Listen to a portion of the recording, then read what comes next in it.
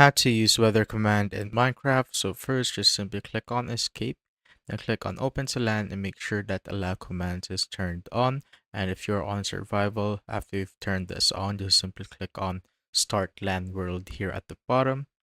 Now, once you're done, just simply click on the letter T on your keyboard to open up chat and commands.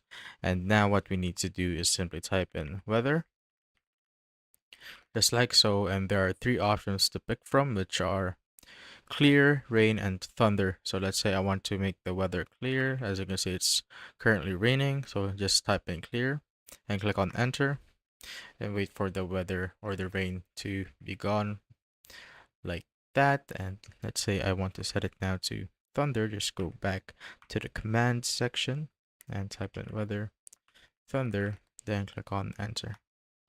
You could also type in the duration if you want, but let's say I just want this. So as you can see, the weather has been set to rain and thunder. And if you want to clear it out, you just simply need to type in the command again, just weather, then clear. That's how you basically use the weather command in Minecraft.